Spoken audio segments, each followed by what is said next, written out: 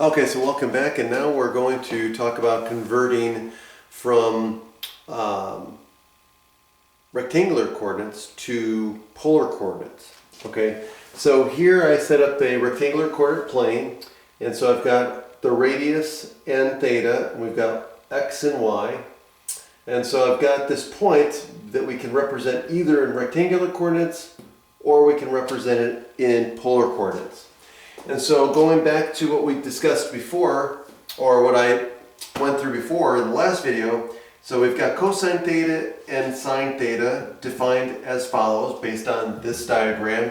And of course, x is equal to r cosine theta, y is equal to r sine theta.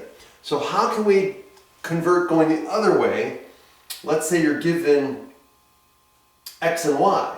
Well, we could use the Pythagorean identity, right? So one of the things to relate to is x, y, and r.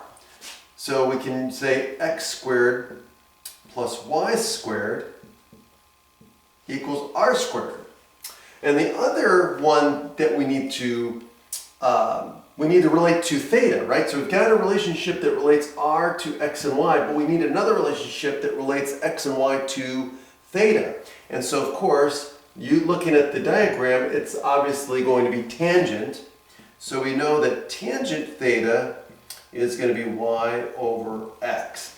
And so these are the two formulas that we can use to convert a point from rectangular coordinates into polar coordinates. Okay? And so let's do some examples. Okay, so it says write the rectangular coordinates 3, 3 into polar coordinates. So let's say we have 3, 3.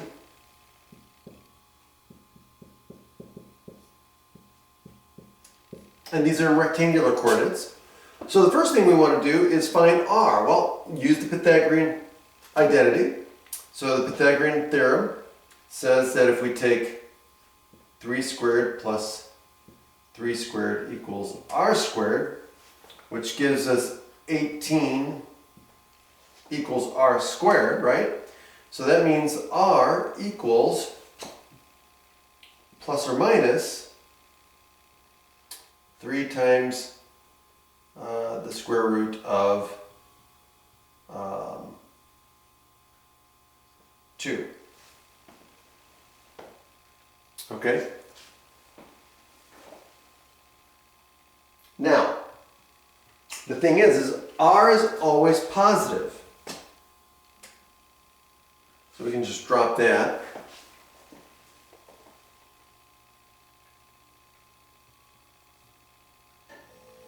Okay, now, well, actually, you know what? Let's go back. Because, we could have positive or negative. So let's hold off on saying it's positive yet. Okay? Because we don't know what quadrant it's in.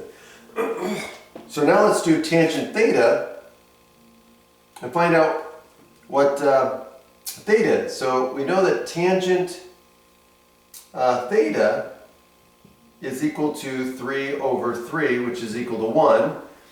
And of course, it's positive, tangent's positive in the first and third quadrant. And so what value of tangent gives us 1? That's going to be a fourth, that's going to be a 45-degree angle. Now, since x and y are both positive, we know we're in the first quadrant, and so we know that theta in this case is a 45-degree angle. Okay, because, again, think of the unit circle. Okay, so theta is going to be pi over 4, and which means we're in quadrant 1. Okay, and so that means now we can go back here and say, okay, for sure we are dealing with positive 3 root 2. And so that gives us the polar coordinates of 3 root 2, comma, pi over 4. And that's our answer. Have a great day.